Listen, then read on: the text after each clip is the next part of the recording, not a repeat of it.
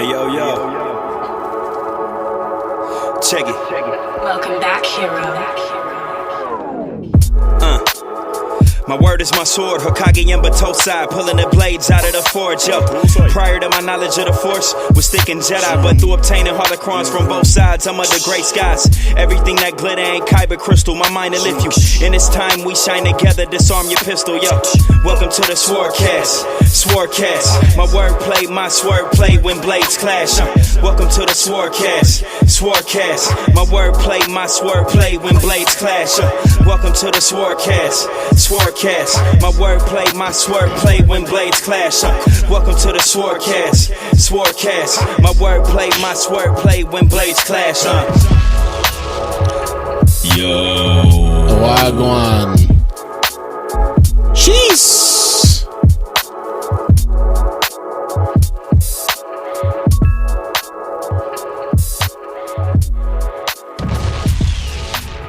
What up, though?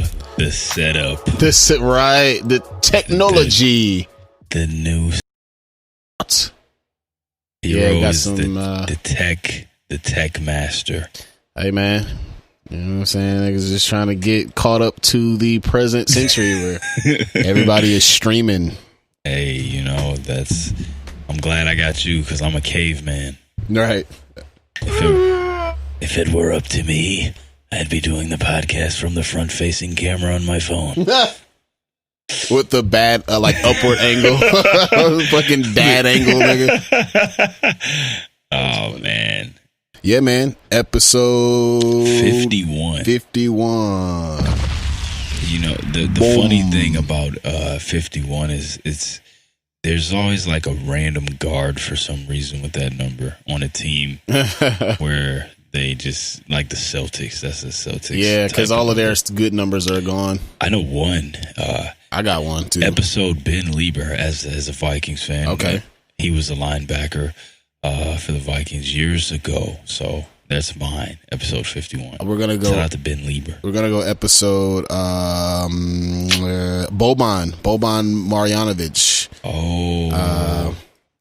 The big. Was he 51? Yeah. Boban. Big Gandalf. Big basketball Gandalf. You shall not pass. Yeah, dog. Also, Lawrence Funderburk, I believe, was number 51. Old Sacramento Kings Bro, player. Greatest name in the history of sports. Like even though it's pronounced Funder with an F. Hey, well, actually, I'm still always calling him Thunderberg. Thunderberg, dog. Even though that's not his name, I don't care. I mean, is it Lawrence or Florence? I think it's Lawrence Funderburk. But it's Thunderberg. Florence Thunderberg. his evil twin Florence Thunderberg. Fucking super villain. Am I mistaken to think that there was a guard once, Earl Calloway maybe, played at Indiana in college? Maybe. I feel like he was number 51 or something. I feel like that's also, I know it's not, but I feel like that's a number that somebody like Earl Boykins would wear or something like that. Yeah. Earl Boykins, strong as fuck. Didn't you say you played with him or something? Nah, he played at Eastern way before. No, I know, but like at an open gym or something like that? Or not Earl. I played with some other good players.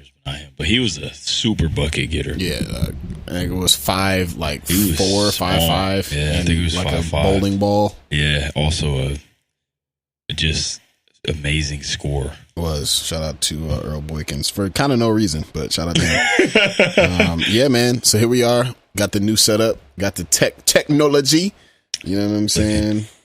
Looking fantastic. Yeah, man. Y'all can't see what I'm looking at, but I got a screen here that shows what y'all are probably looking at on the YouTube right now. So cool. Started to use some streaming stuff. Got the OBS streaming platform. Got a couple of digital. Actually, I've had these webcams for a minute. I just didn't fucking know what to do with them. So now we're using them. One of the this one, the one that I'm looking into, I've had this. This motherfucker is crispy as fuck, and I've had it for like 6 years, and I didn't even know. I didn't even know it was that good. Man. So yeah, man. Let's jump right into it. We just had episode 50. Shout out to episode 50, man. Shout out to all the fans that came on the show. It was amazing. I loved it. It was a long episode. I watched it like 3 times because it was just super cool, man. Having everybody on. I loved everybody's top 5s. They were super unique, and everybody just gave a lot of good energy too, man. It was really dope. Shout out to everybody that was on. Also, man, I got to give a special shout out to our guy Really Rails, man. Rails finally watched Ninja Scroll. Hey. I follow him. Shout out to you, bro, for finally checking out Ninja Scroll, man. Because remember, we had kind of gave him we gave him a lot of smoke for not seeing it. Like, didn't he like not see any of the movie? Like, I think he didn't see any of them, right? Or there was somebody who didn't. I don't think it was him. I think he just hadn't seen. If I could be wrong, I don't remember. There was somebody, one of you motherfuckers, goddamn. One of y'all didn't watch none of these films somehow. Bro. Hilarious. Also, shout out to our homie, what was it, Samurai Champloo? Yeah. He had also super dope handle. And I remember I got to meet him when I was doing a show in Brooklyn. He's a super cool dude, man. And he had, I think, probably the dopest top 5. Remember, he did the top 5 kind of anime characters that he felt represented him. And then for the first time ever, I've ever heard somebody talk about Jing in a positive way, and it made me think about him a lot differently. You know what I mean? So I thought that was dope too. So shout out to everybody, man. Shout out to Titiano, Flower Blight Gannon on Twitter. Greatest Twitter handle of all time. Her top 5 was dope too. Obviously, she's a big Legend of Zelda fan. So we gotta have her on the show again too. For sure. And one day talk about some games. Boom. Shout out to everybody else as well. Everybody, you guys were awesome. Boom. So so let's get it started here with what are you into lately? Oh man, let's break it down. Well, me, I told you guys need to check out Fog Hill of 5 Elements it's on YouTube. It's a Chinese anime. As I always say, I've always been more into Chinese martial arts and kind of like Chinese pantheon a little more than Japanese. So this show is amazing to me. The animation style is super unique. You know what I'm saying? And the fights are amazing. It's only like 3 episodes though. So I watched that. And other than that, you know, I just been super into wrestling. Wrestling is getting wrestling is kind of getting to that point where things are going to start picking up. You know, New Japan is finally about to have their G1 climax, which it's always in the summer. So this is weird, but obviously COVID, you know, messed up everything. But they're about to do their G1 climax. So if you don't know, that's the awesome tournament that they do every year, and a lot of the best matches of the year come from G1 all the time. Like, you know what I'm saying? So I'm super excited for that. Kenny Omega finally dropped the tag team titles in AEW with Adam Page, so now he's about to get back on being the cleaner. He's about to get back to being the cleaner and solo wrestling again, which is dope. Super excited for that. And also, man, as critical as I am of WWE and Roman Reigns, I think Roman Reigns being a heel is what he needs and what he needed to do for the longest time. So I'm here for that. I'm here for heel Roman. Me too, man. Like I've always said, bro, like I've always rooted for Roman Reigns because I like the person, like Joe whatever, what is that famous name? Anunnaki or whatever. Something like that. Whatever. His, you know, I like him Samuel actually will correct right, you know what I mean? But I've always liked him, and I just didn't like the character that he played. I thought that he's like kind of cool, kind of hip, kind of funny. Like let him be himself, right? Or like turn him heel, because he's already kind of a smug asshole. Like just let him do that. Just let him do his thing, man. The problem is he's still living in, you know, the 80s. He still thinks that he can control how the crowd reacts to things and who they're going to cheer for, which you can't do anymore, right? You got to let these guys go out there and be themselves, man.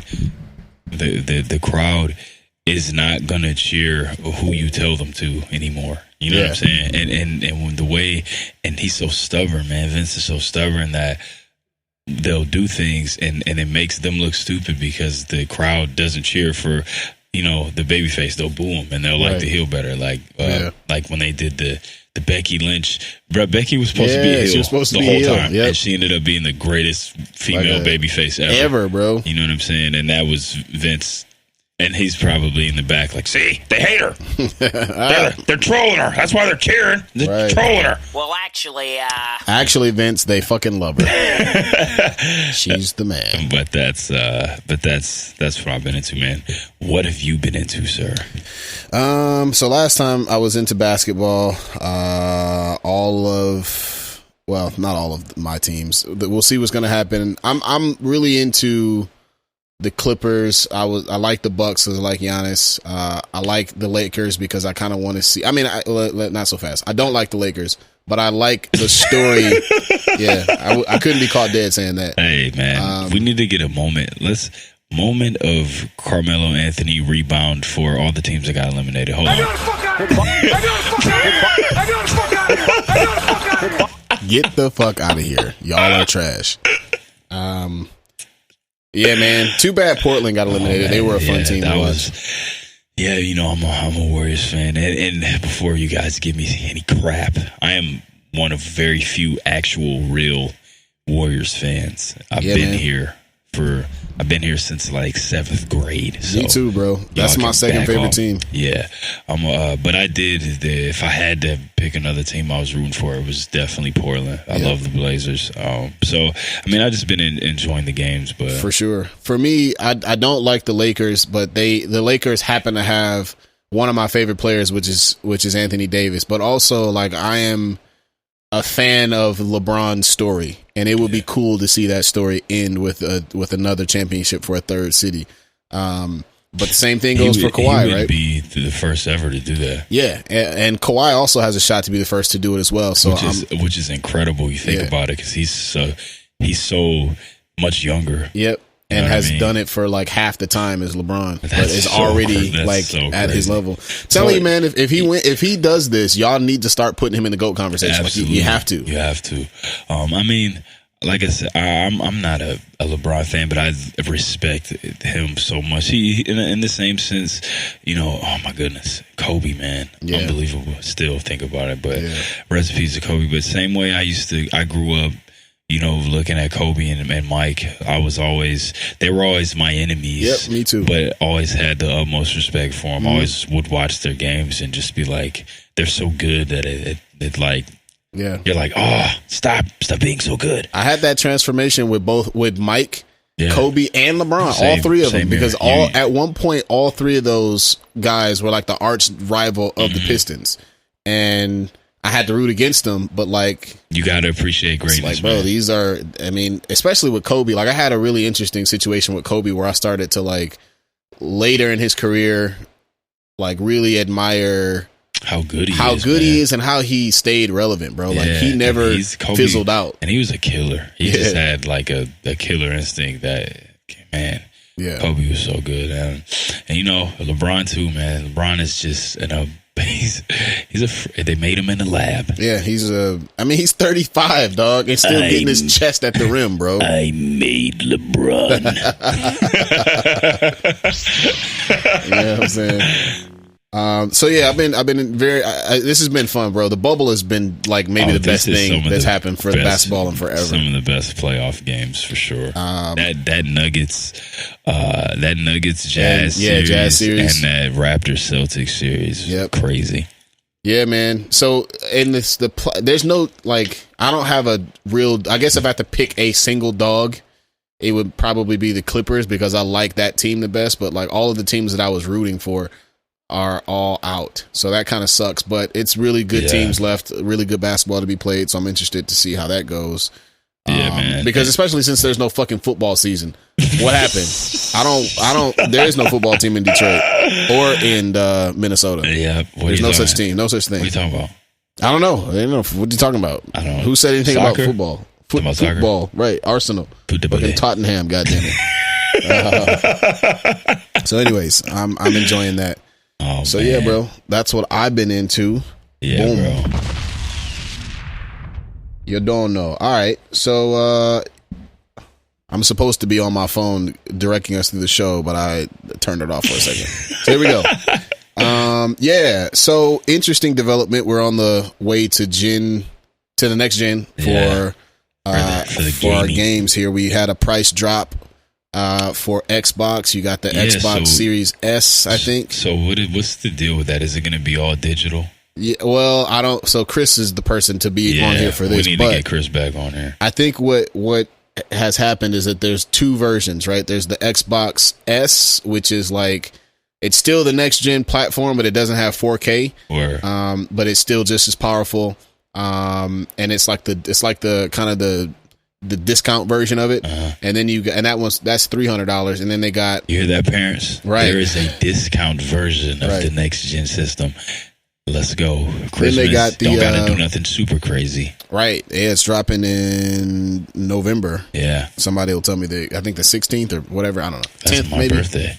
And then we've got the Series X, which is like the full joint. Word up. Which is going to be $500, I think, $499. And what's up with the PS5? Well, we'll find out on Wednesday. They're having a press conference on Wednesday. Okay. Dope. So I'm gonna be trying my best to get a pre-order in, bro, and I'll be stalking my email all day long. Hopefully, I can get that popped off. But yeah. So also another thing that they announced was this Game Pass shit. Yeah, man. So right, Game Pass, and they have it, but it's kind of becoming almost the focal point of like Microsoft's gaming strategy. You know what I'm saying? Their marketing ploy. And the interesting thing about that is Game Pass is cool, you know, and they've I don't know if you've seen, but like EA Sports is I saw that is about to start doing it too. And just, do you think we'll ever reach a time where there's like a Netflix for games? I'm about to call Chris right this instant. Word up. Yo, Chris, you're live on the podcast right this instant. Okay. That's unfortunate. So the reason why we called is we wanted you to give a like 30-second explanation of Game Pass, and will we ever get to a point where we actually have like a Netflix but for games, like legitimately? I mean, it's getting there. I mean, right now, Game Pass is a bunch of studios either Microsoft owns or they get deals with. There's third-party studios offering titles that people can pay either $10 I think it's a the month phone. or just Feedback. $15 for both. Mm-hmm. Get both, and then you can play any titles you want. Sony actually has a similar thing, but it's only with PlayStation titles. The PlayStation Now service, same thing, but it only plays old PlayStation games. But you're going to see it. It's the future. It's going to happen. Nobody wants to spend dollars to make software and then hope that you buy the game. Right. That's not going to work. So if I can charge you $10 a month and I get 10 million people, Gameflix. $1 million a month. Y'all rather do that. So do that. Yeah, man, you're right. I think that's what Stadia tried to do, right? But they hit you with you still got to buy the fucking game for $60, right? That is correct. Google Stadia has a cloud streaming service. Not specifically, because more what you're kind of talking about, the Netflix aspect, where Netflix just throws a bunch of content at you and just pay for it. Mm-hmm. Google, the whole platform of Stadia is the console. Yeah, right.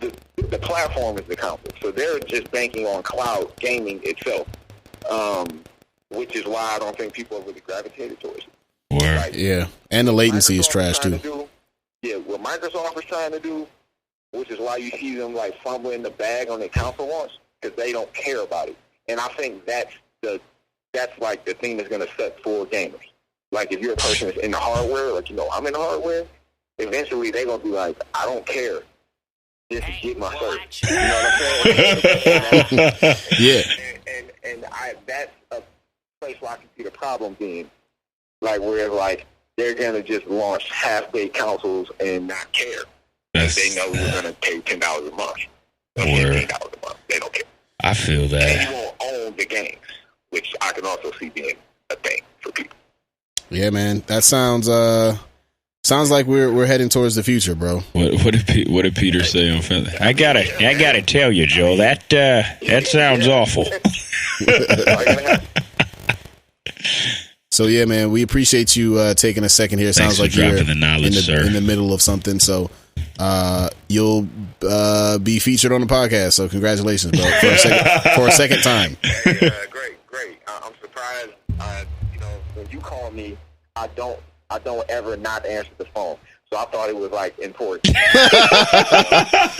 Nah, it's not. But it's all good, man. It was important. Yeah. All love, bro. All right, man. All right, brother. Man, y'all have fun with that, man. All right, bro. All right. Hey. Uh-oh. Congrats on the successful podcast, man. I see a lot of people talking about y'all. Hey, man. Yes, sir. Thank you. I might have to hop on the bandwagon and actually start listening to y'all show. Wow. This is our manager, ladies and gentlemen, who clearly doesn't watch the podcast, doesn't watch or listen to the podcast, despite being on it twice now. What a fucking asshole! 9. Right, 9. All right, bro. We gonna finish this shit up.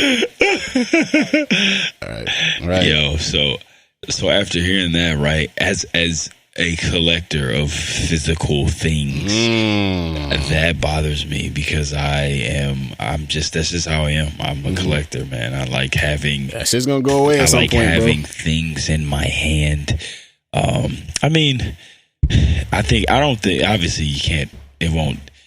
I think it'll just be way less prevalent, like how kind of DVDs are now. You know, like Yeah. you got to go to a specialty shop to find some good movies, man. So I mean, sadly, video games may enter that realm as well. But I mean, you can always find those things. Yeah, absolutely, man. I too also, it's going to be an adjustment to like switch to a model where we are, I guess I do it now, but I do like the feeling of having like a game collection, right? Yeah. Where you can like, you can look at them and you can touch them. You know, it's just kind of like, you know, I'm always, I'm kind of against, not super against, but I'm not a huge fan of audiobooks because I just feel like so much of the kind of the energy transfer and reading comes from you actually having the book and physically having to turn the pages and seeing the words on the page, you know what I mean? Mm-hmm. And then, and I just, when you listen to a book and you're not actually touching it and reading it, it's not the same, you know what I mean? So that's an interesting take. It's not a hot take. I don't feel the same way because I don't do a lot of driving anymore, but I do a lot of running now.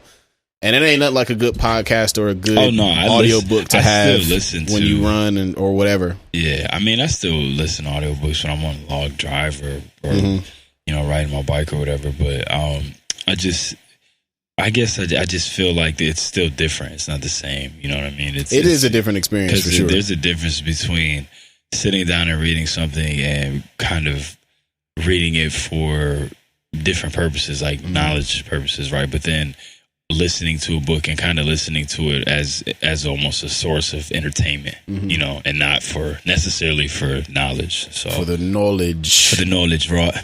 Yeah, that's a good point. And the audio books that I listen to are usually fiction. They're like stories, right? This is which I like. I'm here for stories in general. It's the reason why I like podcasts. Yeah, so much. It's because of the stories, man.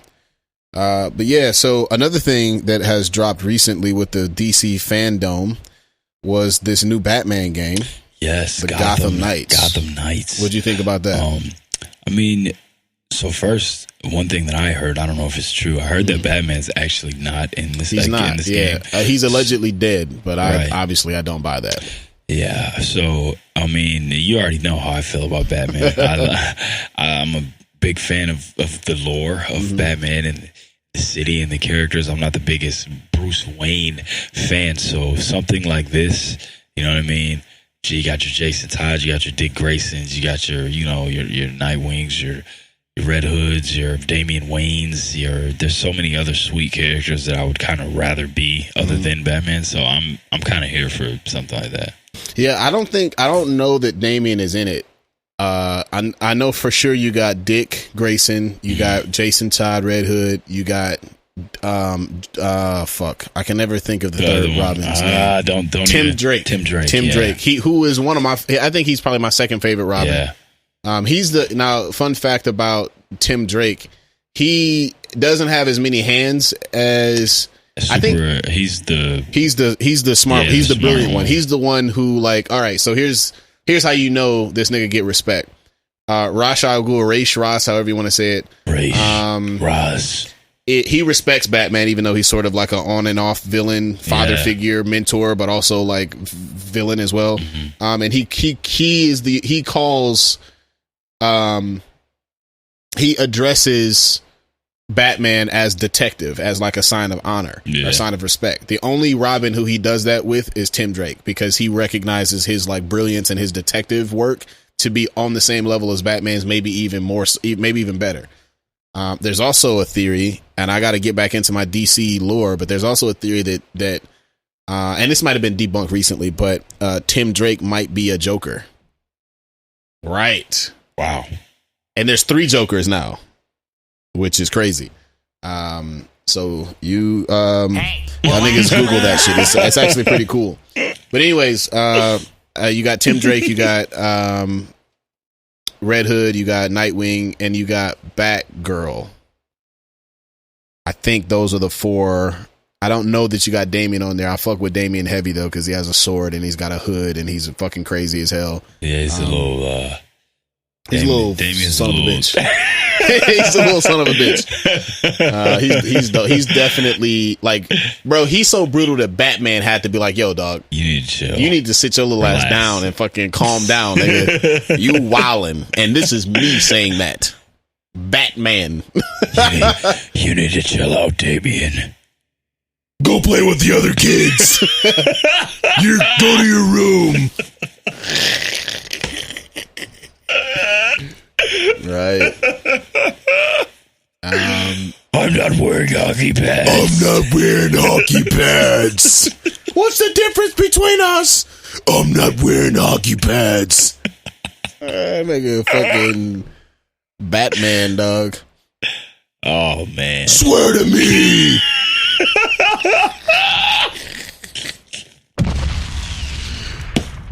Dog, let's go.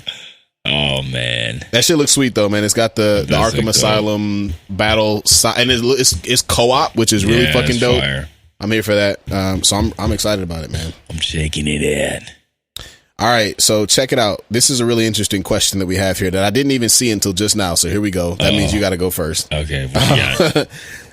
Name a time where a character that you love was done justice on the big screen, but the movie itself was trash. What a great question. Oh.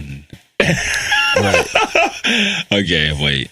I came up with that, and I don't even know the answer. All right, hold on a second. So, a time where a character you love was done justice on the big screen, but the movie itself was trash. Mm-hmm. That's a good question. Okay, I got one. I have 2 actually. So definitely Snake Eyes and Storm Shadow in the live action G.I. Joe movies. Mm-hmm. I mean, G.I. Joe, Rise of Cobra. I think that's the first one. Ray Park played Snake Eyes. I can't remember the guy who played Storm Shadow, but he was awesome. Mm-hmm. And the movie, horrible. Channing Tatum, one of the worst actors of all time. Yeah. I'm going to get you out of here. Oh, man. He's just not a good actor. And he played Duke. I thought he was horrible. I mean, and it was just a lot of corny stuff in that movie. Yeah. Marlon Wayans played Ripcord. I thought he was actually good. Yeah, I heard he was like the best part of the movie. He was actually really good, but I didn't actually watch it. He was actually really good, but they had this really weird love thing going on between him and Scarlett, which is, as you know, I'm a huge G.I. Joe fan, and never been a thing. It's always like Scarlet and Snake Eyes or Scarlet and Duke. So I thought that was weird. But anyway, yeah, the movie, it just had a lot of corniness in it, a lot of really bad acting by Channing Tatum. But other than that, like Snake Eyes, everything Snake Eyes Storm Shadow did, amazing. They did those characters perfectly. Their fights were super dope.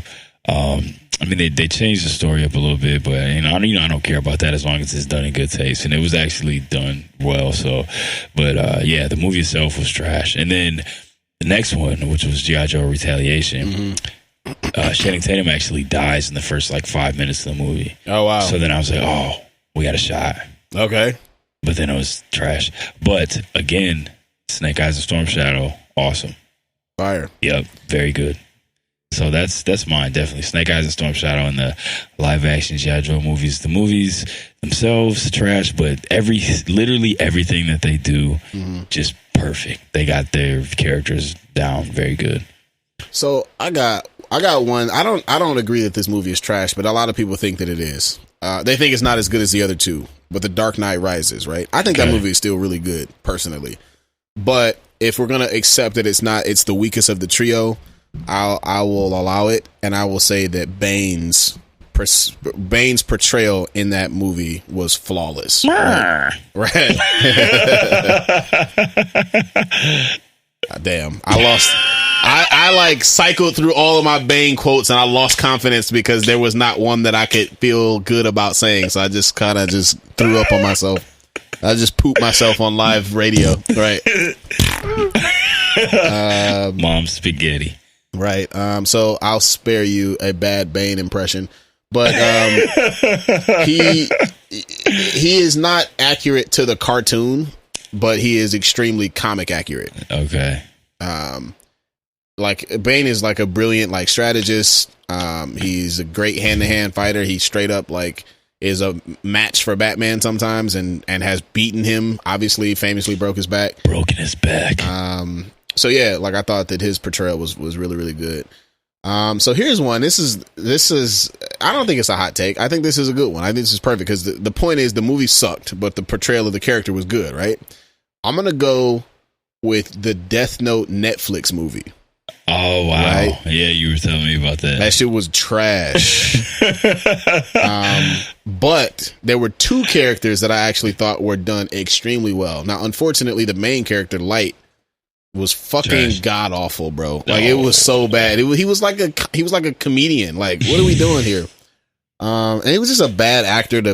So many better people that you could have picked for that role. Hot take. I actually think Zac Efron would make a really good Light Yagami. He's a good actor. He's like handsome, right? Like Light was supposed to be like a lady killer. And he's actually like, a lot of people hate on Zac Efron. He's actually a really good actor. Like he's really, really good. He's got the chops to be like a cerebral kind of crazy. Cause I'm thinking about the Ted Bundy role that he played where he was like this charming, but like secretly a psychopath, like mass murderer. Like that's flat out who Light is. Right. Anyways, he was trash, but, they had Willem Dafoe playing Ryuk, who was the big Shinigami, the ghost. Yeah. And he flat out like looks like that nigga,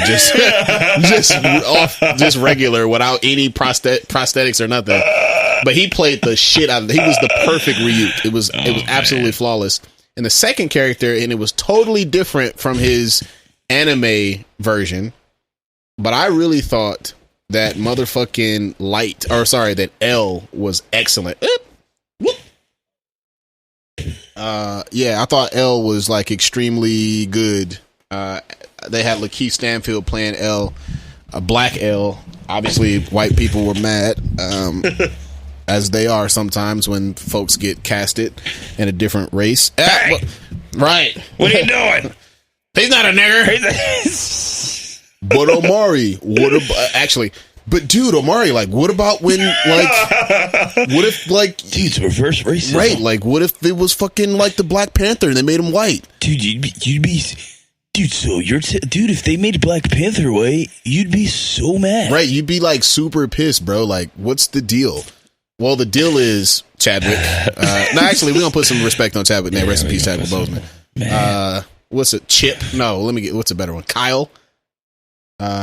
Kevin, whatever. The deal is that there are already a surplus of white characters overrepresented in fiction, media, film, TV, whatever. And there are far less opportunities for characters of color, stories of color. So it is not the same thing. Absolutely not. And not even also, close. always got to remind people, if the person's race isn't essential to the character, it doesn't really matter. But if it is, in the case of Black Panther being from Wakanda in Africa, then it matters. But Absolutely. if it's white Daniel Rand, Iron Fist being changed, possibly being changed to an Asian American or something, it doesn't matter at all. It would have been better, actually. You could like tell a story about how his like lineage is connected to Kung. What was the name of that place? The mystical place where he went to go train. Kunlun, right? Yeah. So yeah, but missed opportunity there. Come on, Marvel, do better. And also, this is the reason that show was trash. Yeah, it was not good. Goodness gracious. This is also Such the reason why I disappointment. think that fucking Doctor Doom needs to be white. Please, I know a lot of people want to get Giancarlo Esposito in there. He would be good, but I don't think that's where the direction you want to go. Doctor Doom is a entitled evil white dictator, right? Eurocentric. I like Doctor Doom, the character, Dr. so I'm not Doom. gonna call him a white supremacist, but you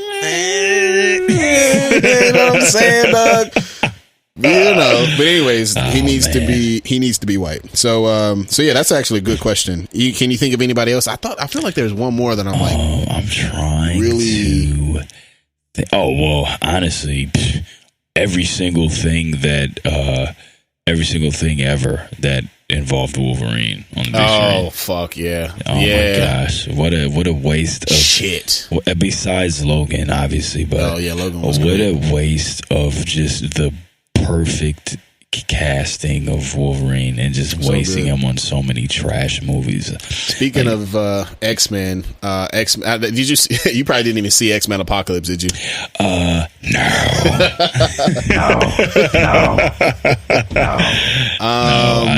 I can't watch those X-Men movies, man. Yeah, it wasn't good. I held out hope, but it wasn't good. Yeah. But Psylocke was excellent. Well, I don't know how good she was, but her like character and her outfit and her like fighting style was spot on. Yeah, but she didn't get to say shit.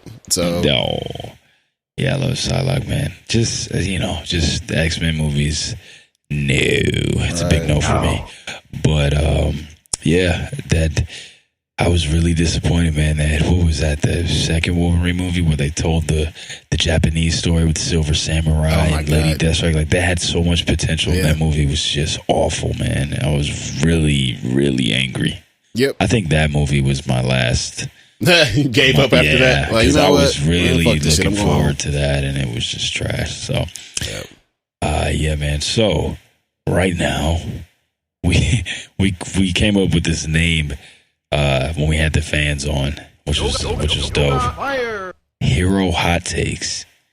We need a jingle. Hero Hot Takes. All right.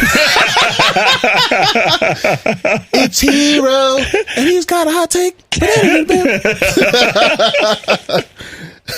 Oh man, that's actually hilarious. Heroes, hot takes. We gotta record that so we can put it on the soundboard. So I'm gonna share mine first. Go ahead. I gotta think, but it don't take me long. Hero Hot Take, AKA, and give me an unpopular nerd opinion. I have one. This is mine for now. My Hero Hot Take is that the rise of the Teenage Mutant Ninja Turtles, the newest Teenage Mutant Ninja Turtle show that got canceled. They canceled it? They canceled it. Oh no. Here we go, man. That show, it's not that bad. It's not, dog. It's not that bad. It's not that bad. But here's the thing, like I mean, not to make this about me, but I called it, bro. You did. These new cartoons be sweet, dog. Bro, they be sweet as hell. Give it a chance, man. Yes. Stop tripping. Yes, they changed the way they look. Yes, it's cartoony. Yes, it's goofy. Yes, they changed it, and Raph is the leader. Yes, Raph is bigger than everybody else. Yes, they're all different types of turtles. I get it. You hate it. Look, man, that animation, that's the... Man, it's some crazy fights in that show. Yeah. They got some cool powers, man. Leonardo's sword, he can open up a portal with it.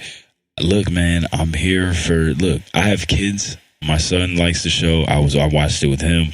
It was sweet. It was sweet. Yeah, man.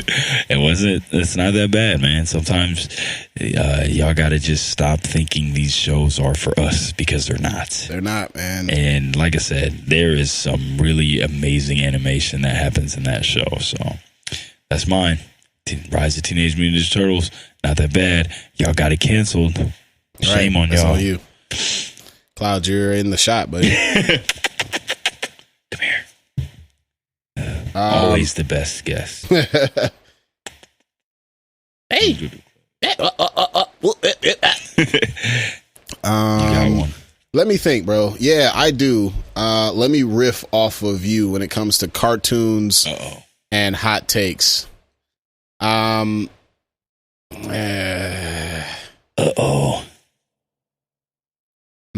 Actually, no. I'm gonna go anime. Oh boy. I already gave you my dub subs take, that's like boring. Everybody has that conversation. Oh man. I don't know if we've kind of talked about this on air, but I'm gonna really like break it down for you.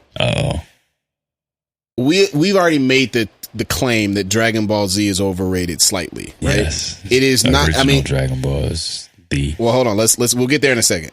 So Dragon Ball Z is still legendary, though, right? Absolutely. Like I wouldn't be into anime the way that I am without it. I mean, we are both a little bit older than some of y'all, where like we were already aware of anime before before Dragon Ball Z really took off. But it was definitely the thing that blew the doors open for many of us, right? So shout out to Dragon Ball Z. It'll always be legendary. Goku.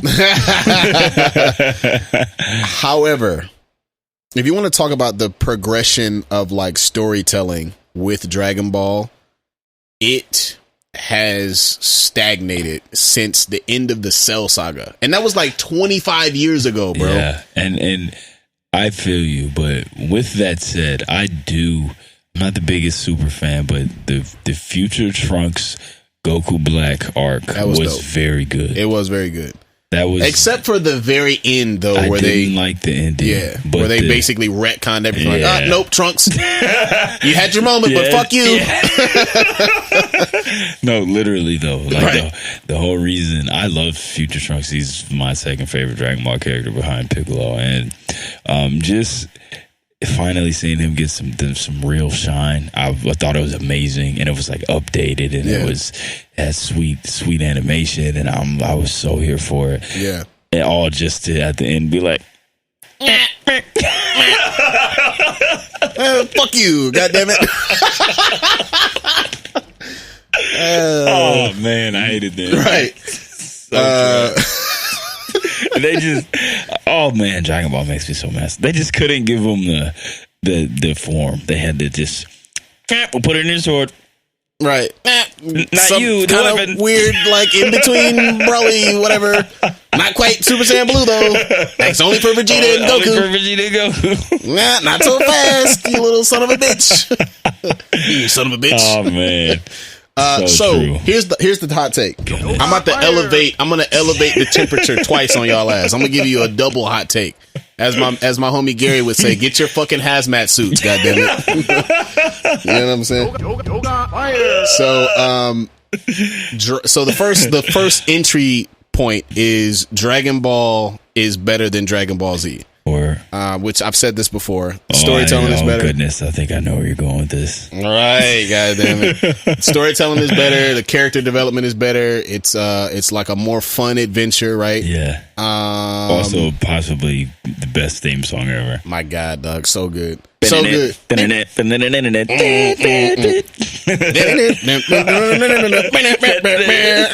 nigga. Oh man! But with that in mind, you Dragon Ball Super niggas, hey dog, Dragon Ball GT was kind of better than Dragon Ball Super, dog. Hey, bro, I'm telling you, dog. If you look at the whole story that was told, that Dragon Ball GT shit kind of better than Super a little bit, tiny bit, dog. Okay. So I think I think what happened was GT was a little over our heads. You know what I'm saying? I think GT was a little over our heads when we didn't get it. We didn't get it. And then if you go back, and I encourage you, if you're older and you saw GT as a kid, I encourage you to go back and watch it, because I do think that if you go back and watch it, you'll have a better understanding and appreciate it more. Right. And yes, well, actually, goddamn it, we know that Akira Toriyama didn't write it or direct it. We know, but we also know that he recommended half the ideas. Akira Toriyama didn't even write it. It's not his work. It's true, but he was there and he guided them for a lot of that shit in the beginning. So, but how do you know? You didn't physically see him? You weren't there either. Right? Shut the fuck up. Yeah, man. So, oh man, yeah, that's my hero hot take, bro. Dragon Ball Super is slightly not as good as Dragon Ball GT. That shit was actually, it was weird. Dragon Ball GT was definitely weird and different, but. Hey, not that weak comparatively speaking. Hey, I hear you. That's a good one. I'm not mad at it. Boom. And that was Heroes Hot Take. Yo, man, it's time for the most stressful the now most stressful part of the podcast, right? As of the last couple of episodes, it is time for you can only pick 3. Holy shit. This one sucks. Fucking hell. Can you throw it up on the screen? Yeah, I'm gonna throw it up on our screen. Benefiting from the new technology, the new technological advancement of the SwordCast, already benefiting from it. All right, let's see. Let's go. Yeah, this one's trash. Holy fuck, what's that? Oh man, you can only pick 3. This is bullshit. Oh man. Okay. So you can only pick 3. Fuck. You can only pick 3 superhero cartoon edition. Got your comic book superhero cartoons here. This is a good group of shows here, man. I'm gonna make you go first. This is a good group of shows here. You can only pick 3. Good luck, Hiro. Fuck this. Hey, what would Geralt of Rivia say if he saw this? Fuck. Well, hold on. What would All Might say if he saw this? Fuck. I don't know, dog. Young Midoriya. That was funnier than I thought it was gonna be. Fuck! Oh, with the fucking crazy smile. That crazy smile face. Oh man. All right, bro. Let's do this shit. Fucking goddamn it, boy. Okay, so you can only pick 3. Make this a little bigger here. Jeez. Yeah, this is rough. All right, so let's start with our fuck with our automatics. X-Men, obviously, there's no question about it. And then the next to the right in that first row is Young Justice. Yes, which is fucking Such fire, a dog. amazing It's so show. good, man. Oh my goodness!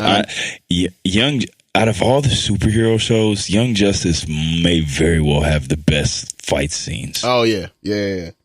No, because it's like the newest and it's got the most modern. Yeah, man. There's a crazy fight where I think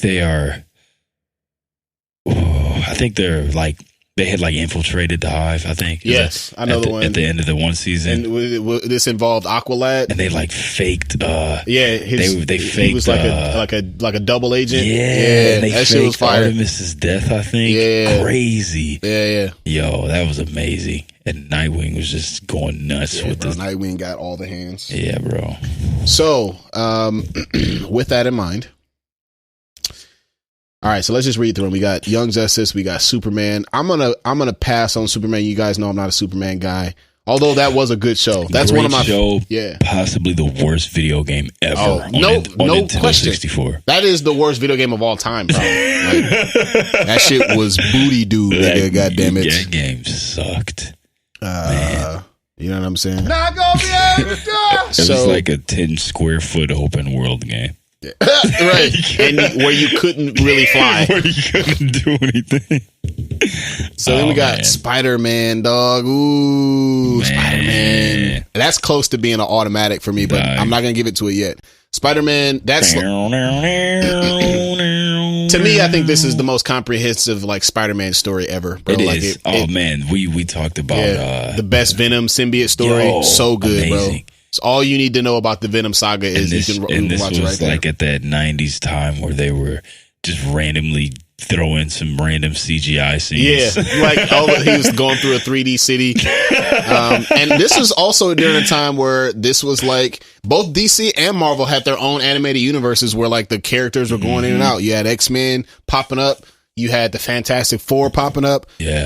You had an Iron Man show that had the Fantastic Four. The Iron Man show is sweet. You had the Hulk, too. Fantastic Four show is sweet, too. Hulk. There's a lot of good ones that aren't on here. Had the Silver Surfer, boring-ass, introspective-ass show. Hey, woke-ass. Norn Rad. Thinking about stuff. God damn it. You know what I'm saying? Oh, man. So, yeah, and then we got Batman, bro. Batman is another one that's close to being an automatic. That's the best intro, probably, bro. It like strikes fear into my heart as a young child. Like, holy shit, it's fucking Batman, nigga. Bro. So I know a lot of people are going to want that to be an automatic, and it might end up being one. But let's think. So we got. Is this Earth's Mightiest Heroes? Yes, sir. Yeah. So the Avengers joint. This was what circa. Always we will fight as one. This was circa like 2008 or before that, like 2000. It was like 2009, 10. Okay.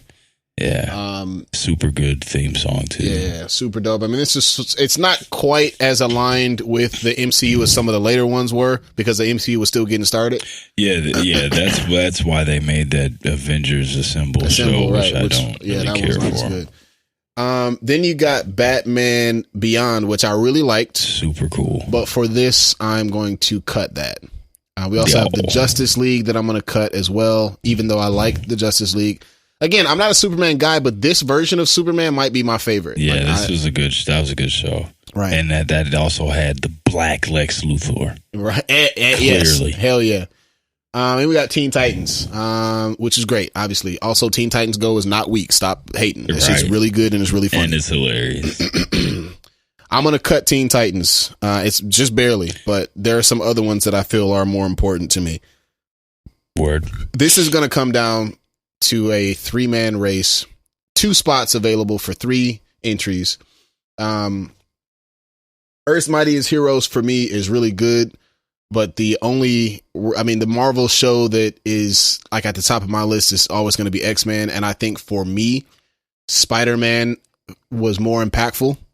And I'm closer to that character than I am any of the Avengers, I think, with the exception of maybe Thor is probably my favorite Avenger. Mighty Spock. Right. Mighty Mjolnir. And then we got the Batman, right? So it's going to come down between Young Justice, Spider-Man, and Batman battling for 2 spots. Oh, and I can't.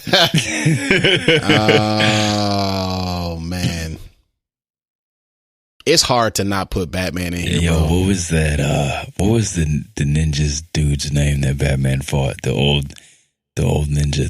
That story arc was amazing. I cannot remember this dude's name. It's gonna bother me. I might have to look it up. Hold on. So, man, dog. Fuck, man. I can't even pick like 2. Like, you know, like I can't even pick the next one. Like Bro. All right, man. What was my man's name, dude? Okay, so I'm just gonna have to stop overthinking this shit, bro. I wanted to. The episode was called Night of the Ninja, and my man's name. Well, bro, that was the best episode ever, hands down. And I cannot remember this dude's name. What's this guy's name? All right, here we go. Call my brother. Phoning a friend. Phoning a friend. Phoning a friend. Here we go. Here we go. Phone a friend. I like that. We should start doing this more often. We already called Chris. Now I'm calling another Chris, but this time it's my brother. And I guarantee you he answers the phone and says something inappropriate. Bear with me. Hello? What up, bro? You are live on my podcast, Me and Heroes podcast, the SwordCast. I got to ask you a question because I couldn't think of it.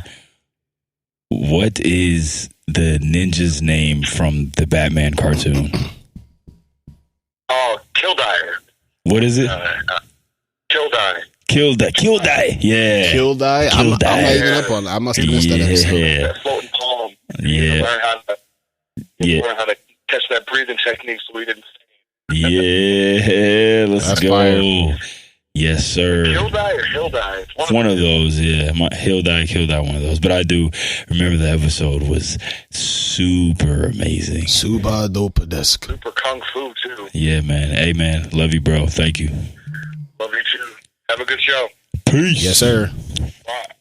All right. So I'm not gonna overthink this, bro. I was trying to be edgy and find a way to include. I was trying to find a way to not make it obvious. Oh my! And I was trying to find a way to give a spot to the young dog, Young Justice. Right. But I can't in good conscience cut both Batman and Spider-Man. Bro. That Batman cartoon was so dark. It's like that's like the best to this date. Like it might be the best. It might be the best rendition of most Batman. Most people ever. agree it's the best interpretation of Batman, even including the comic books. Seriously, man. And it's the one and true only voice of Batman and Kevin Conroy. Oh, he was right. It is. It's Kildaikin. Boom. There it is. Kildaikin. What an awesome character. That is kind of cool.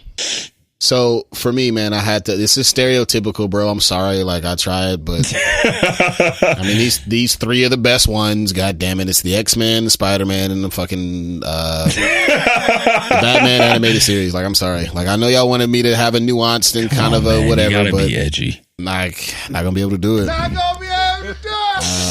These are the ones that I like the best. Sorry, I can only keep 3, right? That's the whole point of the game. So You blew it. right. Your taste is too good. Right. All right, man. This was your opportunity. Right. But I failed. Or I succeeded, depending on how you look at it. Yeah, one of the two. And also, I remember Kildaikin. I remember he had a sweet tattoo on his back. I don't remember exactly what it was. I just remember he had a sweet tattoo. Bro, 90s like cartoon characters always had cold ass tats, bro. Yeah, he had like a crazy like flaming dragon or something. And they on always his be back. lighting up for some reason. Like they always draw their powers through the fucking Through the tat. Tattoo. The tat. All right, man. That was I know that was probably tough for you, sir. Yes. It sucked. But I do not apologize. All right, man, here we go. You can only pick 3. It's my turn. Boom. All right, man, here we go. X-Men, the animated series, obviously legendary. Boom. Crazy good. Young Justice, like you said, newer, updated. As I said, definitely the best fights probably out of all these shows. Superman, you already know how I feel about Superman. Get out of here.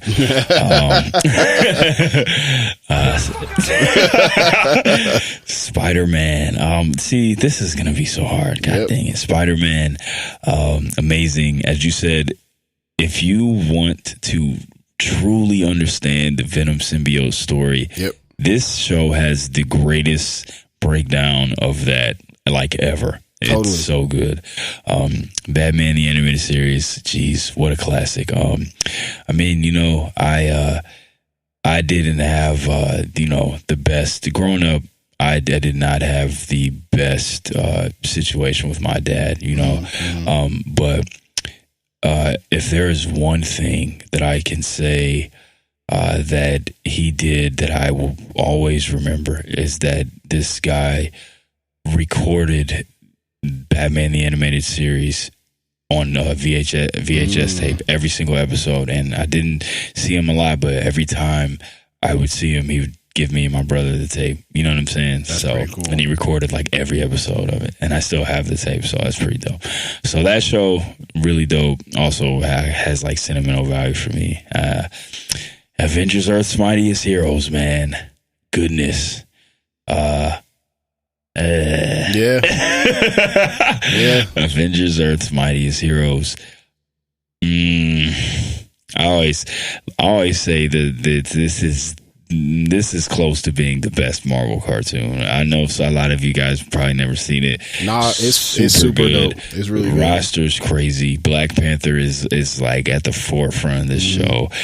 The character costumes, the designs, so bright and vibrant and comic booky. And they got into some really dope stories, man. They did a lot of stuff on here. They did Secret Invasion with the Skrulls. They did Operation Galactic Storm with the Kree Skrull War. Man, bruh, they did so much. They did they did the Galactus story. They did I remember Michael that. Korvac. They did like a lot of stuff on here. This show is amazing. Holy shit, I just thought of another number 51, nigga, Michael Doleac. He played on the fucking Miami Heat. Michael Doleac. Why did you just think of that? Because it just clicked when he said Michael Korvac. You remember Michael Doleac screen setting ass? Oh, hard refrigerator screens. Tractor trailer ass screens, goddammit. Oh man. Sorry to interrupt with Michael Doleac, but Hilarious. Also, random Michael Doleac sighting. That's gonna be the name of this pod. A random Michael Doleac has appeared. A wild Michael Doleac has appeared. It doesn't seem to have any offense. Right. Just screens. Only screens. Only screens.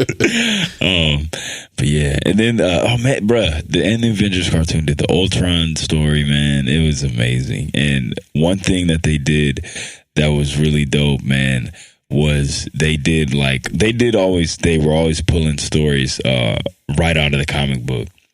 But they also did an original story, which I don't think it was from a comic book because I've never seen it before. But they did this thing where they did, the leader, the Hulk villain. He had this cube, and they had this cube that was like giving off gamma. You should watch this episode; it's amazing. They had this cube, and it was giving off gamma radiation, and it was like engulfing the planet pretty much, and in this area, and everybody who got caught in the gamma radiation was turning into these crazy gamma monsters. I think I kind of remember this. It was so dope, man. I think I kind of remember this. And the leader is, he's there. The Hulk goes there. Actually, I think what was happening, I don't think Hulk was with the Avengers yet at this point. So they go there. The Avengers have to wear these special suits so the gamma radiation doesn't affect them. And then, of course, Thor, my man, doesn't need the suit because he's an Asgardian. He's not a human. Super and alien. Thor goes up in there with no mask on while everybody else gets mutated except him. It's so good. And T'Challa obviously turns into like this sweet panther looking thing. Super Panther. It was dope. That's All fire. right, so that's super long run on that show. Batman Beyond, super dope, but I can do without it. Justice League Unlimited, very good show, man. But again, I can do without that. Teen Titans Classic I can also do without that. So this is going to come down to Avengers: Earth's Mightiest Heroes, X-Men, Spider-Man. Oh my God, Spider-Man, Batman, and Young Justice. Okay. 5 playing for 3. 5 for 3. So my first keeper is definitely, it's going to be a surprise, Avengers: Earth's Mightiest Hero. No surprise for me, but maybe for the audience. I'm keeping it. Okay. After that, my next, without a doubt, X-Men the animated series. Gotta do it. So, my goodness. So this is coming down to Batman and Spider-Man. Bro, that Spider-Man show was so good. It was, man. They had like Iron Man on there. They had Storm on there a few times. Blade.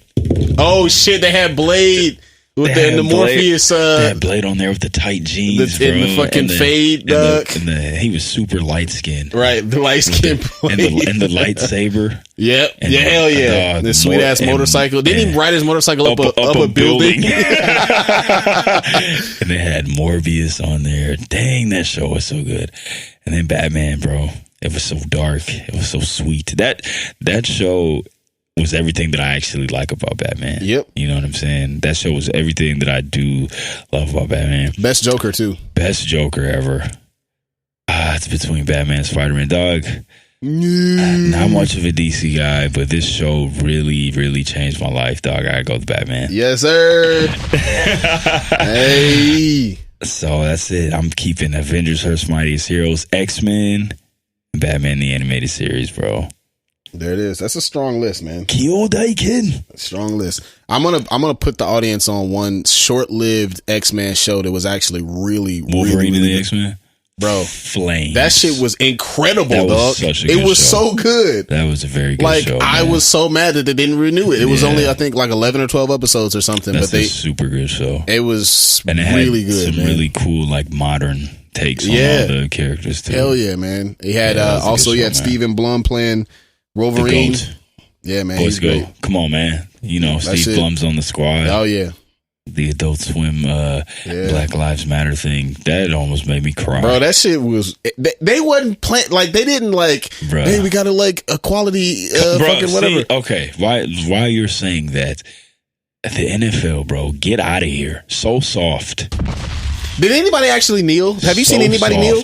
I have. Stafford actually did. I have. My motherfucking brother. AQB. No, love that guy. They are, but the thing that bothers me is that there's no Black Lives Matter because it's too edgy. They're saying end racism, and they're saying equality, and we have to do this together. No, it's gonna take everyone. Nope, no Black. It's gonna take white people to stop being complicit to white supremacy. And there's no Black Lives Matter. They're not even allowing them to say it because I haven't seen anyone say it. All their shirts say "End racism" and "End this together," and there no Black Lives anything. And that is why the NBA is so much better. Yeah, man. But yeah, bro, that show was dope, and we talked about a couple other shows that aren't on this list that were good comic book cartoons. That Iron Man cartoon, good. Long hair, suave Tony Stark with the mustache. Yep, that show was really with good. The iron. Didn't they have that rock and roll song as like the outro? Yeah, that shit was kind of fire, dog. That show was dope. The Fantastic Four cartoon that was out around that same like mid 90s, like 95, 94, 95. That show was really good. The Hulk cartoon was good. That show put me on the leader. Yep. That show was really good too, man. So there are some dope ones that aren't on here that y'all should still check out, and they might even be on Disney Plus. Maybe they could possibly be on there. I know Disney Plus has a lot of Marvel stuff. I know most of them are. I know Silver Surfer's on there. Silver Surfer, man. That's obviously Spider-Man, X-Men are on there. You guys might have to like get high or something and watch Silver Surfer cartoon. Yeah, dog. It's not for the. It's not a thrill ride. Nah, it's cerebral as fuck. Right. So yeah, that theme song. Oh, hey, but what that? I mean, and we kind of it was boring, but it was still good. But bro, that show has the best version of Thanos ever. outside of the comics, bro. Seriously. So good, man. That Thanos. He reminded me of a Star Trek villain almost because of how like over the top his acting was. He had like a British accent randomly. He was just super like very like Shakespearean with his like love-hate relationship with death. It was fucking crazy. awesome. Yeah, that Thanos was really good, really intelligent. Yep. Random Beta Ray Bill on there a couple times too. Yeah, man, that was a good one. So with that, it is time for everyone's favorite. It is time for everyone's favorite part of the show. Yes, sir. It is time for the top 5 of the day. Yeah. It's time for the top 5 of the day. Right, you got to go up and down with the volume. You know what I'm talking about. Right, it's time for the top 5 of the day. We got a good one today. This is a really good one. And I would love for you guys to comment on the Instagram and let us know yours of this. So today's top 5 of the day, I want you to take something that you love, a fanhood you have, could be anything. Could be a show, could be comic book, anything, man. Take one of your favorite fanhoods of yours, and I want to know your top 5 favorite adaptations of that thing that you love. It's a great question. It's a really really good question. So yeah, I'm ready. Let's go. I am ready. Exu. So let's go. As you all know, I've got a lot of different fandoms: Marvel, Star Wars, Facts, etc. Facts. Perhaps the one that I'm close to, I think Marvel is the one I'm the most knowledgeable, X-Men specifically, but maybe the second most, surprisingly, Star Trek. Ooh, let's go. Star Trek. Love. It's gonna get sweaty right in here. You know what I'm saying? Big Star Trek mandem. You know what I'm saying? Let's go, man. And so like it would be easy for me to just do like what are my favorite Star Trek series, but Absolutely. That's boring. Like I'm gonna throw in some other stuff in there too, super, because there's all kind of shit. Like Star Wars is a whole media franchise, right? It's a whole enterprise, so there's a lot of different stuff. So I'm gonna start with some honorable mentions. I'm gonna do 3 honorable mentions, and all of them are what is affectionately or unaffectionately in the Star Trek community known as New Trek, which is all of the Star Trek shit that's come out since the J.J. Abrams movies. Oh, wow.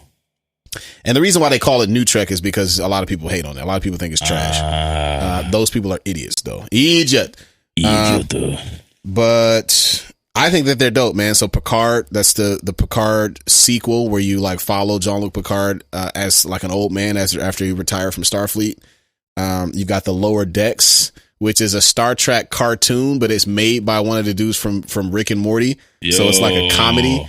Bro, that shit is fucking. When did that come out? It came out like 3 months ago, or maybe 2 months ago. It is fucking. It's made by the hilarious. Dudes that made Rick and Morty. Not the same exact dudes, but like one of the guys on that team branched out, and it like definitely has Rick and Morty sensibilities, straight up. Like it's a flat out like comedy, bro. Like it's not even like a dramedy. Like it's a straight up like Family Guy-esque comedy. It's hilarious.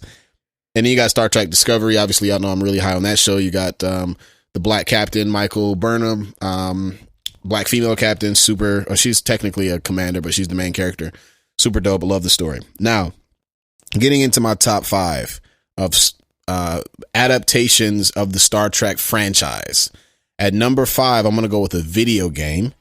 Oh. Right. Called Star Trek Online, which is an MMORPG, which I actually don't play a whole lot, right? But this one I could get down with. That's a good one. You basically it's like the perfect Star Trek game, except I wish it was a little bit more single playery, because I'm not really into like there's like whole economic systems and you gotta fucking pay real money for shit. Like I'm not into that. Right. But if you could have this same like this same game type but like a single player experience, it would be really cool.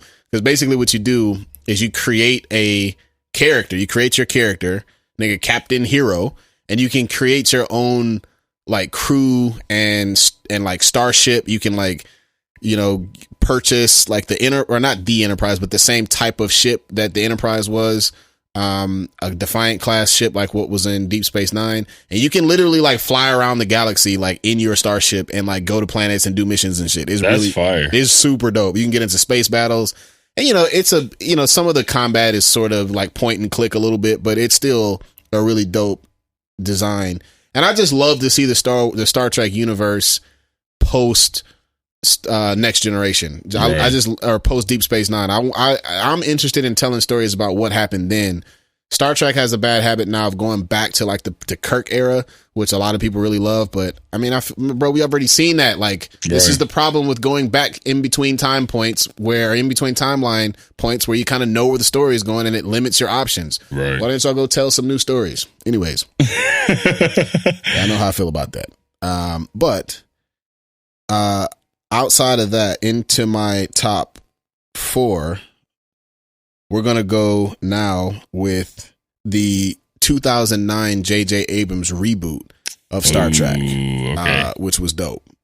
It was obviously, I mean, basically this is right after, not right after, it was actually quite well before, but basically J.J. Abrams used some Star Wars flair and like action orientedness and just kind of souped up Star Wars or Star Trek a little bit. Yeah. Made it a lot more action oriented, gave it like some sheen and some polish. A lot of old crotchety old Trekkies didn't like that shit, but like, bro, of course they did. Like, Star Trek is a great show, and I appreciate the cerebral, calm, problem solving, procedural nature of it, but that's not going to work for everybody. And the way that stories are told nowadays, niggas ain't got 26 episodes to do this shit, so you kind of got to get into it right away, and it's gonna be more action packed. It's only natural. So Star Trek 2009 was sort of the beginning of that, and that's kind of where quote unquote new Trek started. Is at that moment. That's the one that had Chris Pine as Kirk and Zachary Quinto as Spock. So then I do have to give one show some love. I got to go with the Next Generation with Picard started in 87 through Picard. I always say his name like that. I don't know why. Jean-Luc Picard, who is French but inexplicably has a really deep British accent. But y'all already know a lot about the Next Generation, so I'm going to skip that. I'm not going to go into too much detail, but I do want to talk about my number 2. Which is the IDW Star Trek comic. Oh, and we were just giving IDW mad props before we went on there. Yeah, man. They find a way to take all these like 80s and 90s properties and give them dog ass comics. They do. So Star Trek has a long history with comics. They had like Marvel did them for a while. Dark Horse did them, but most recently, I think starting in like 2006, they started going with IDW, and they told like some shit. They told some stories around Deep Space Nine, they told some stories around Next Generation, but they also did a prequel that was after Next Generation, and this is a little bit sweaty here, where they show the story that caused the new Star Trek movie in 2009 to happen, right? Like, technically speaking, the new Star Trek movie is a different timeline. It's a different, like, it's an alternate time. Because there was an event that happened where like the Romulan sun exploded, it went supernova, and it destroyed their planet, and Geordi from Next Generation makes a spaceship, and Spock pilots that ship to try to like stop that from happening, and ends up going back in time, and then those events start the events that transpired in the 2009 Star Trek universe. So technically they exist together, but this allows them to tell a slightly different story without fucking up the old shit, which works.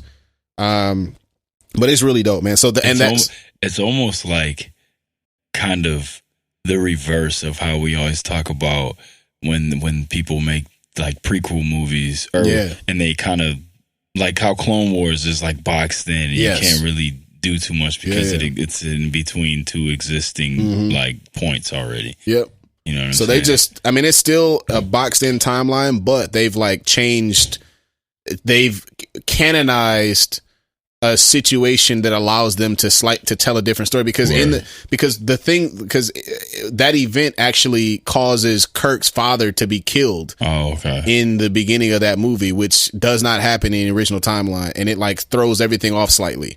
And Kirk like joined Starfleet like much later, and like all kind of shit. I mean, it's. I thought it was really good. I thought they did a great job explaining it. I thought that movie was actually sweet as fuck. Hey, like, it's not the original, so it sucked. that shit was good, man. There's also in my research for this, I learned, I haven't read it yet, but I also learned that there's a Star Trek manga. Which I'm gonna obviously there's a Star Wars manga that is fire. Word. Yeah. Oh yeah. I think I'm up on that. Yeah. It's really dope. And then my number one is boring, but I gotta stay true to me. It's gotta be Deep Space Nine, just as a. I already knew. Just as a rule, dog. I already knew. Captain Benjamin Lafayette Sisko, greatest Starfleet captain of all time. Don't at me. As a matter of fact, if you want to at me, go right ahead because I got the smoke for you. Got bars for you. you. I got the bars for you. I got the receipts for you. God damn it. It's no problem. The greatest Starfleet captain of all time. Love it. Boom. Yo, this is a dope top 5. This is pretty cool. That was dope, man. I like it. All right, man, I'm going to get into mine. My top 5. Picking something you love, your top 5 favorite kind of adaptations of that fanhood. Obviously, just like you, man, I nerd out over so many things. Obviously, anime, Star Wars, wrestling, Ninja Turtles, Marvel, you know what I mean? Mm-hmm. So many things.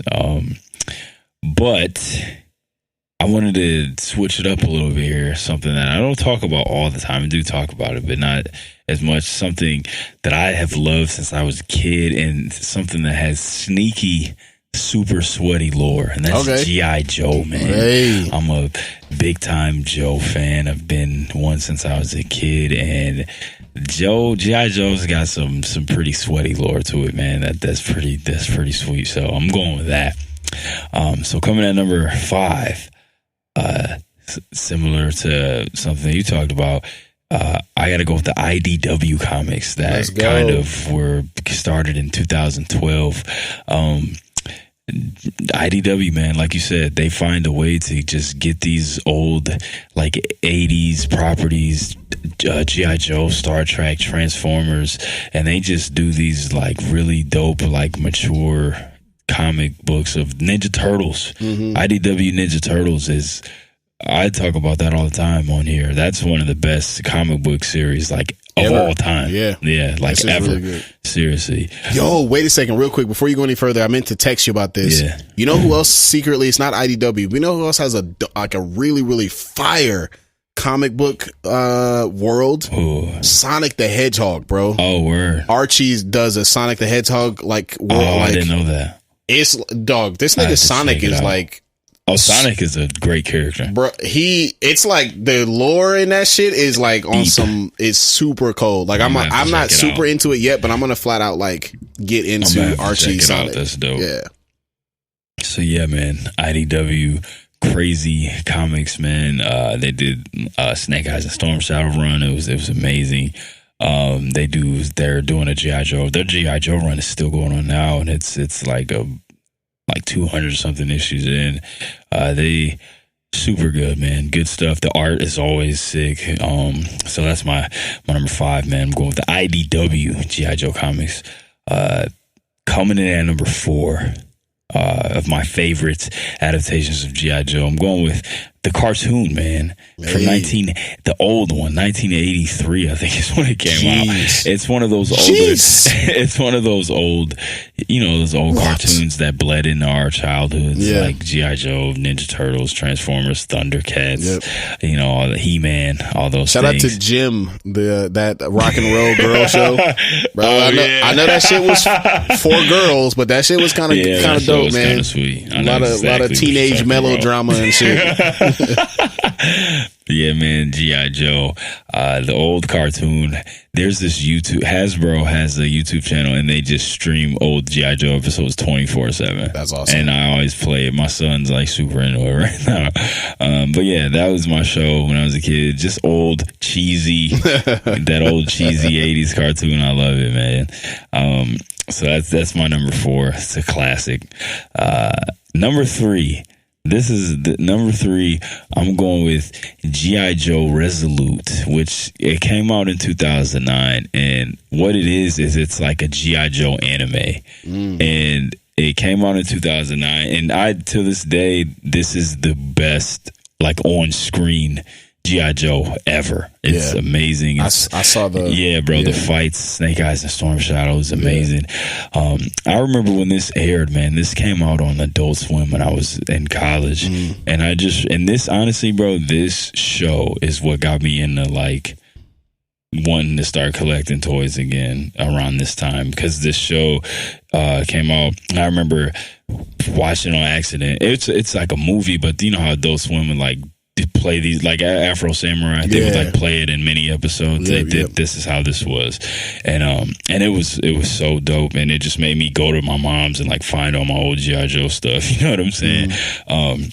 But it's super fire. It's in my opinion, it's the best on screen version of G.I. Joe. It's like super violent, and obviously it's anime, and the fights. The fight between Snake Eyes and Storm Shadow is super dope. And it's really good, man. So I love that. Coming at number 2 on my list, I'm going with the original G.I. Joe comic books from the 80s, man. Larry Hama, legend. These Marvel, man. These were Marvel did this old run, and they're so good, bro. And Larry Hama is just the king. And I always talk about like in the 80s there was like 3 comic books on Marvel that were just running the world, and it was Uncanny X-Men, I think Amazing Spider-Man, and G.I. Joe, bro. Like, a lot of people don't know that. In the 80s, man, it was X-Men, it was Spider-Man, and it was G.I. Joe. And those comics from the 80s are so good, man. I have a lot of them at home, and they were just super dope. And Larry Hama was a legend, bro. Like, he would just experiment with things. Like the most like famous G.I. Joe comic book it's number 21. It's called Silent Interlude, and it's like a silent comic book. It's no words. That's kind of dope. It's so sweet, and it's like the first ever appearance of Storm Shadow, and it's like Cobra kidnaps Scarlet, who's a girl on G.I. Joe, and Snake Eyes has to go in and save her. And all it is just him like fighting these ninjas. There's no sound. It's so sweet. That's kind of And cool. then he does another one like later. I think it's number 85, and it's like a silent one with Storm Shadow about, and they're so sweet. And those comic books were really dope, man. So I love those comic books. But my number 1, you want to talk about some sweaty lore? My number 1 favorite adaptation of G.I. Joe is the toys, man. Hey, that's a creative ass answer. The toys. Man, the G.I. Joe toys, man. To this day, greatest action figures for kids ever. They just don't make stuff like that anymore. Like, everybody that's listening, I want you guys to just literally look up these old G.I. Joe figures from the 80s. The toys too, bro. The thing that was so dope about the toys is, like, you know how we always joke about Mortal Kombat, how it's like a kid just dumped his bag out, just starts making up stuff with all these different. That's how G.I. Joe was, bro. Oh, you like soldiers? Bet we got soldiers. Oh, you like ninjas? Bet we got ninjas. Oh, you like samurai? Bet we have a samurai. Oh, you like robots? Bet we have robots. Oh, you know what I'm saying? Like, literally anything you can think of, like, I guarantee you there's a G.I. Joe character. Yep. Like, bro, obviously my favorites are Snake Eyes and Storm Shadow. But then they had, when I was a kid in the 90s, they were doing this, like, Ninja Force thing. So not only did they have them, but they had, like, other ninjas. Like, they had this, I remember there being a bunch of them. Yeah, bro, they had this dude named Nunchuck. He was fire. They had a girl named Jinx. She was dope. They got a dude named Quick Kick, and he's, like, the Bruce Lee analog G.I. Joe character. Fire. Bro, they got a samurai named Budo. He's a straight up samurai. And And these toys were so sweet. They came with like they were like the 3 3/4 inch joints, so they came with like tons of accessories. Like they would have like a sweet backpack and weapons, and then the vehicles, bro. The vehicles are the thing that was just like they just don't make stuff like that no more. Like you talking about these 80s G.I. Joe vehicles. My favorite one is this plane called the Night Raven, and I have one actually, but this plane called the Night Raven, and I just remember their vehicles were so detailed, and they always had like every big plane had like an escape pod. And that's fire. And then obviously all the missiles, and then they would have like a landing gear thing where you did the switch and then the wheels would come out. Like they just don't make toys like that no more. Yeah, man. And these are toys that came out in the 80s. Yeah. Like unquestionably, I'm telling you, man, G.I. Joe, the greatest action figures ever. I remember on that Night Raven, it was so sweet because the cockpit you didn't like open it. You had to like do this thing, and the seat dropped out of the bottom, and the pilot was sitting in the seat, and it was I'm telling you, bro. I kind of remember that one. Yeah, bro. It was like black and purple, kind of. It was black, it was crazy. Like y'all gotta check out some of these if you're into that sort of thing, man. I remember really liking. I didn't actually. Obviously every kid had a couple, but I remember really liking them because they were super articulate. Yeah, like way more than any other toy, right? So when I was a kid, I was super huge on those 3 3/4 inch toys. I loved those because they were just small and they had like all the vehicles, and you could. So another line that was dope was Star Wars toys. They were that size too, but the Star Wars toys were.